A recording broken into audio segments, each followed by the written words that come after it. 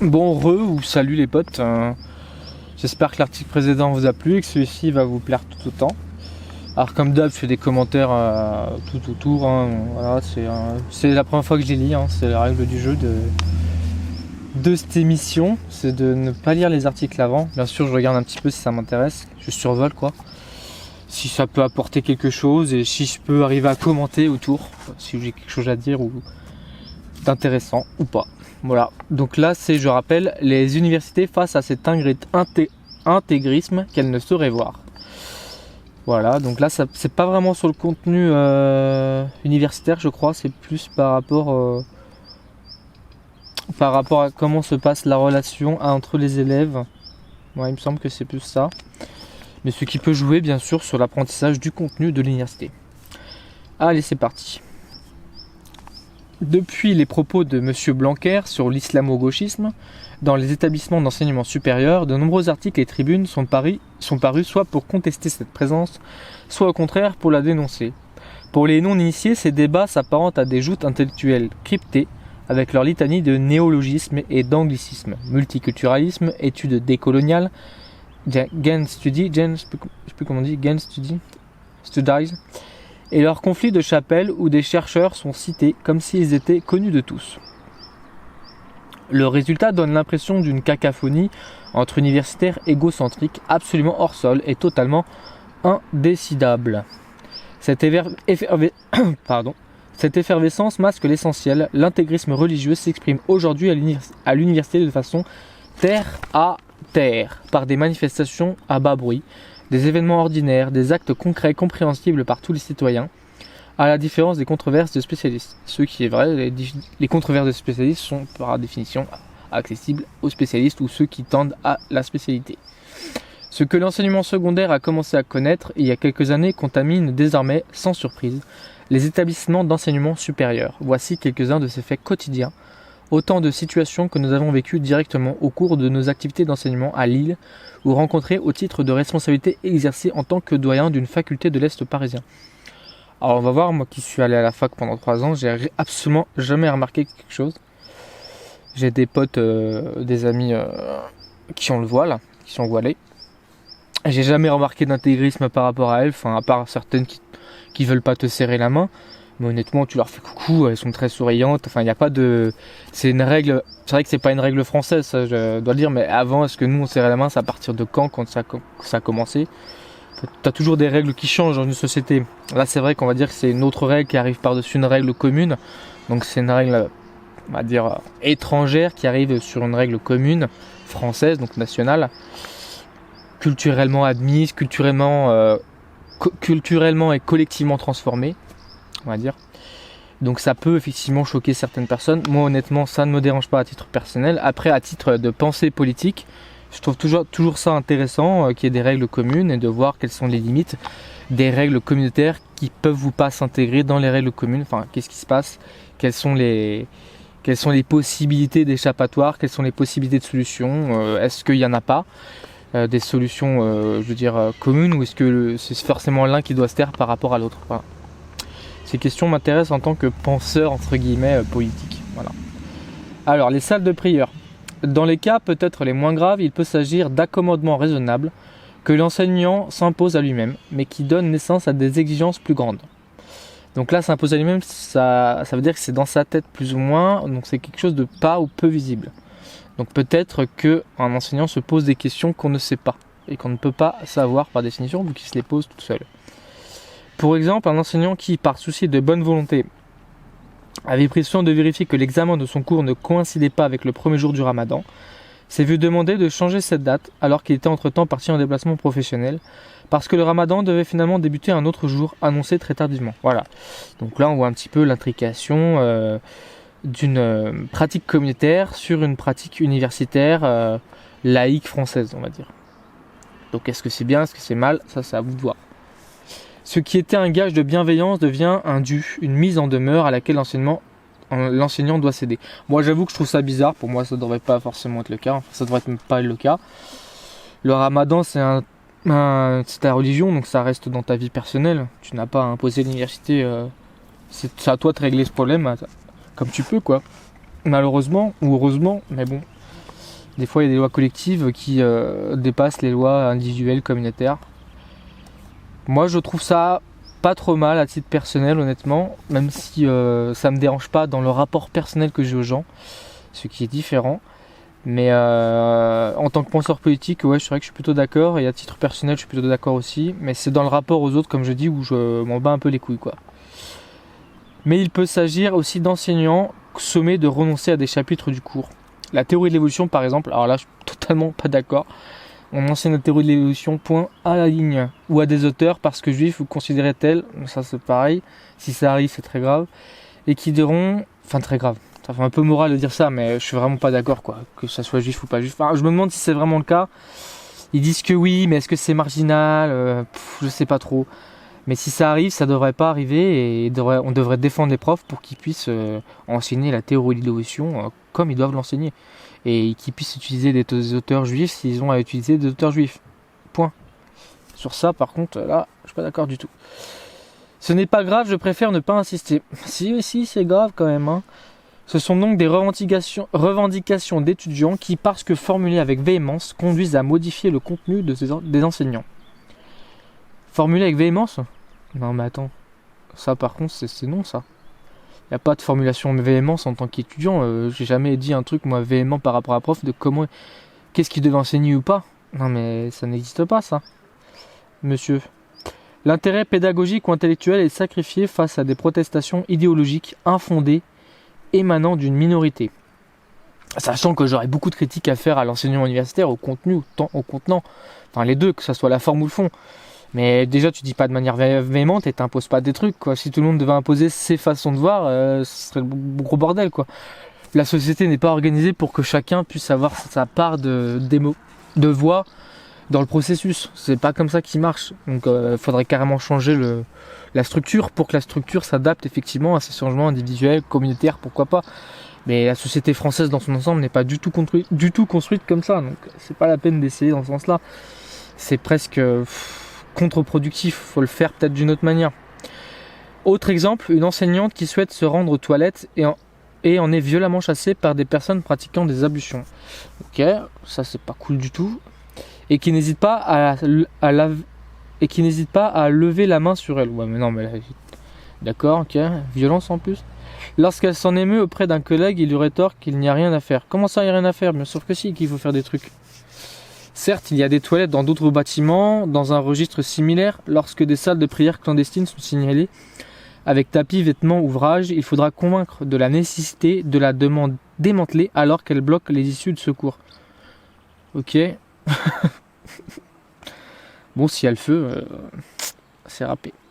Lorsqu'elles sont enfin démontées, le personnel universitaire est filmé par des femmes voilées, hostiles et cherchant à dénoncer en vain un manque de respect envers leur religion. Bah non. Y a pas de manque de respect, meuf. Calme-toi, enfin. Comme si la faute était du côté de l'établissement et non de ceux qui pervertissent la vocation et le sens de l'accueil. Ces usages illégaux entraînent une réponse nécessaire pour des raisons de sécurité qui consistent à fermer systématiquement les salles de cours lorsque ne s'y déroule aucun enseignement. Je vais répéter la phrase parce que là je l'ai très mal lu. Ces usages illégaux entraînent une réponse nécessaire pour des raisons de sécurité qui consistent à fermer systématiquement les salles de cours lorsque ne s'y déroule aucun enseignement. Pour éviter que les gens rentrent et s'installent et fassent un petit peu leur sauce. La punition s'abat alors sur l'ensemble des étudiants privés de lieux d'études et de travail, personnels ou collectifs, à cause d'activistes qui exploitent chaque faille pour imposer leurs pratiques. Ah, pardon, je vais éternuer.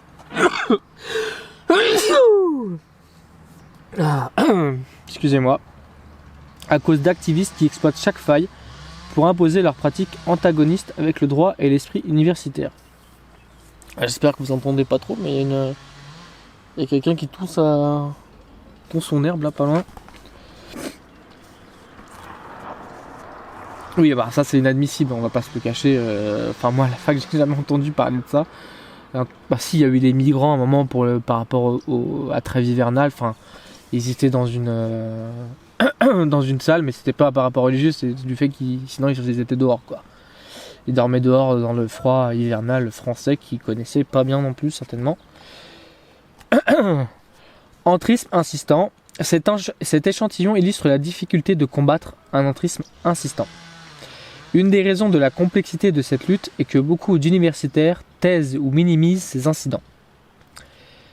Cette peur de paraître raciste peut éteindre certaines résistances dans la communauté académique et parfois conduit à ne pas vouloir voir les choses pour ce qu'elles sont. Ok, oui, c'est possible, effectivement, quand t'as pas envie de voir un truc, t'as toutes les chances de ne pas le voir. Personne ne veut reconnaître ses infléchissements, ses défaites du quotidien, ses renoncements discrets, pour ne pas blesser des sensibilités. Alors moi, ça c'est un truc qui me gonfle assez, à titre personnel. Les sensibilités, tout le monde en a. Dans toutes les directions, moi j'en ai, il y a plein de trucs qui me touchent à divers degrés, et c'est pas pour ça qu'il faut les montrer sur la place publique tout le temps, et qu'il faut ramener sa sensibilité individuelle sur le champ politique, sur le champ de la cité, entre guillemets, police, quoi. Parce que ça n'a rien à faire là. Tu peux effectivement parler de ta souffrance personnelle, et dire en quoi elle engendre des problèmes politiques.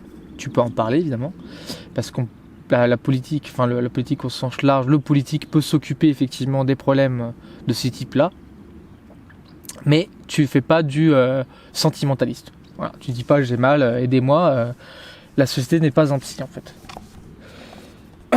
Ça c'est un truc qui a tendance à m'énerver parce que ça bloque énormément la curiosité, ça bloque énormément les mots qu'on peut utiliser. Ça rallonge les discussions parce qu'il faut mettre de la forme par-dessus. Finalement, tu as tellement de formes que tu comprends plus rien au fond. Genre, c'est plus ce que ça veut dire. Et les gens réfléchissent tellement avant de parler que finalement, du coup, tu dis plus rien. Enfin, moi, ça m'arrive souvent de ne rien dire parce que en fait, les gens sont tellement sensibles que, des gens, pas certains ne le sont pas. Heureusement, il y en a plein qui ne le sont pas, qui sont sensibles mais qui savent passer outre, on va dire, qui savent dépasser cette sensibilité pour écouter l'argument qu'il y a derrière, une forme un petit peu abrupte, ce qui est quand même une très grosse qualité qui peut se perdre et qui se perd à fur et à mesure où on émotionnalise un petit peu plus les sujets, et on a du mal à les voir autrement comme que des sujets émotionnels. Forcément.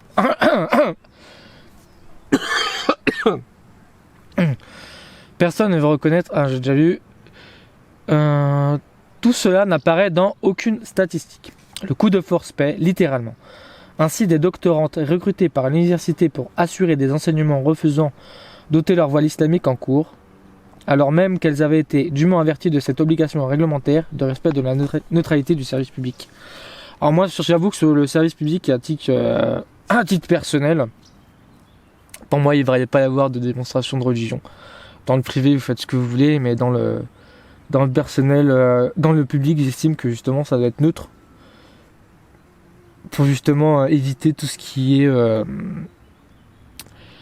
pour faire une apparence de neutralité, parce que c'est pas parce que tu mets un habit religieux que tu es plus neutre, et pas parce que tu l'enlèves que tu deviens d'un coup neutre. Évidemment, ça marche pas comme ça. Le pouvoir d'enlever ou de mettre un vêtement n'a simplement pas cette capacité là. Mais je pense que c'est bien pour la relation à l'autre de ne pas montrer ce qu'on pense forcément. Donc quand on travaille dans le service public, tu vas pas mettre un t-shirt j'adore Mélenchon, une casquette I love Trump. Quand tu travailles dans le service public, c'est pareil. La religion, c'est encore un stade au-dessus parce que justement il y a le côté pratique, et puis comme on dit, côté pratique, le sens avoir des pratiques religieuses de prière par exemple, qui rajoutent au côté politique. J'aime Trump, tu vas pas prier Trump. Tu vas pas prier Trump parce que tu as une casquette Trump, ce que je veux dire, ou parce que tu crois en Trump. Mais il y a un autre truc aussi, c'est que la religion, on peut pas discuter avec Dieu en fait. Dieu a toujours raison. Donc quand tu discutes avec quelqu'un qui croit en Dieu, s'il a la parole de Dieu, tu peux faire ce que tu veux, il a Dieu avec lui. Bien sûr, ça dépend de l'humain qui l'apporte. Il y a des humains très tolérants, qui croient en Dieu, qui sont ouverts à toutes sortes de discussions. Mais le côté Dieu rajoute un sectarisme intellectuel. Rajoute une possibilité d'être sectaire plutôt. Alors, en plus elles étaient prévenues qu'on mettait pas le voile, donc là c'est un petit côté provoque, ça pourquoi pas, à la limite c'est côté rebelle. J'attends la moto qui passe. Mais sans rompre le contact de travail et bénéficiant de leur rémunération, parce qu'il fallait éviter toute victimisation de ces jeunes femmes. C'est pareil, le côté victimisation, moi ça me gonfle, honnêtement ça me gonfle. Là c'est à titre personnel, c'est même pas à titre de penseur politique, je fais bien la séparation entre les deux, mais franchement je trouve ça... toujours tout c'est pareil, c'est le côté émotionnel, quoi. C'est le côté larmoyant, c'est le côté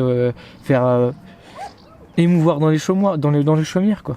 Ça, j'aime pas ça. Moi, j'aime bien le côté rationnel, on explique, on argumente, on exemplifie, mais on pleure pas, quoi. On pleure pas. Enfin, on peut pleurer, mais on s'en sert pas comme d'un argument, quoi. On ne dit pas, regardez comme je pleure, regardez comme je suis triste, regardez comme je souffre. J'ai raison. Non. Si t'as raison, tu le montres, tu le démontres, tu l'argumentes, tu l'exemplifies, t'écris des livres, t'écris des articles. Mais tu pleures pas. Chacun finit par considérer que ce qui se passe dans la salle de cours ne regarde pas les confrères et consoeurs et qu'il ne faut pas faire de vagues. On va pas faire de vagues, alors là c'est sur tous les sujets, pas que sur celui-là. En politique, de toute façon, la règle d'or, c'est de ne pas faire de vagues, sinon tu vas sortir de la vague.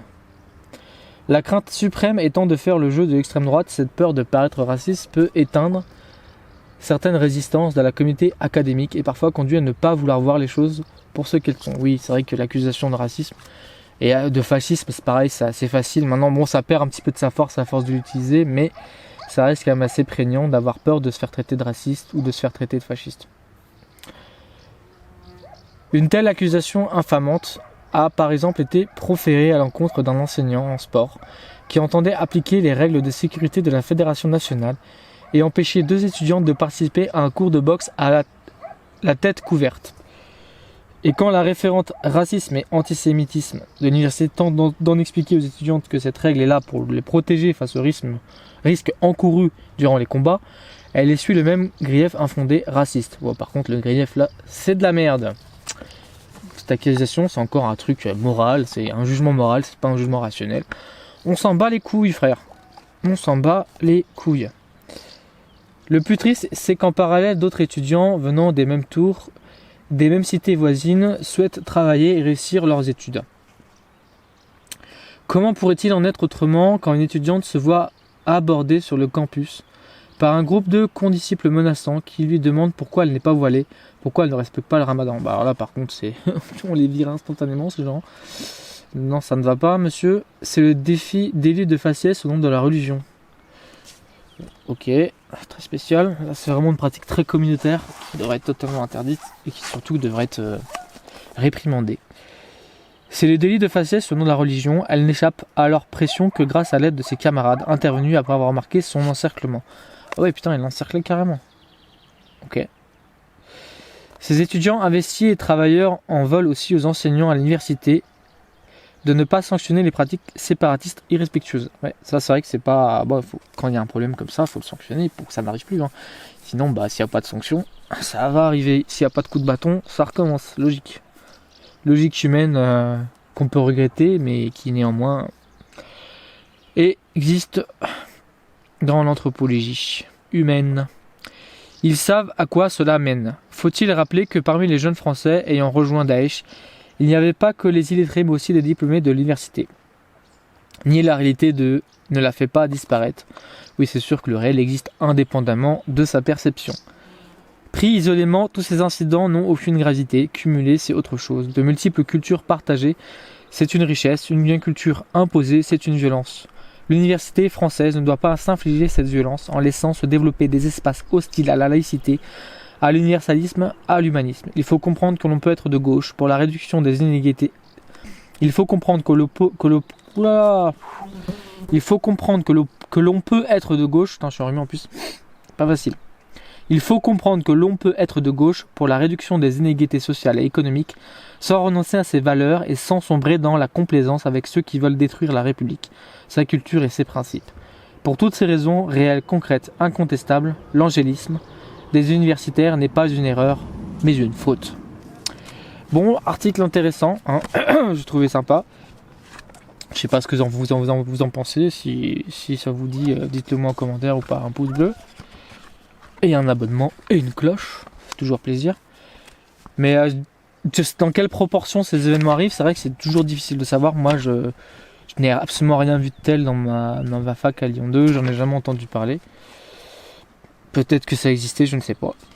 En tout cas, moi, les amies musulmanes que j'avais quand même quelques-unes, que j'ai toujours par ailleurs pour certaines, j'ai jamais vu de sectarisme, à part le fait qu'elle te serrait pas la main, quoi, pour une ou deux. Moi, ça me dérange pas du tout, j'en ai absolument rien à faire. Donc, elle me serre pas la main, honnêtement, il y a plusieurs façons de se dire bonjour. Et puis, tant qu'il y a la communication, tant qu'il y a ces deux filles avec qui je discutais beaucoup, et franchement, je vois pas. Enfin, j'ai trouvé des gens beaucoup plus sectaires et qui n'avaient pas le voile, quoi. Donc, bon. Alors, j'espère que l'article vous a plu, et à une prochaine pour un autre article. A plus, les potes.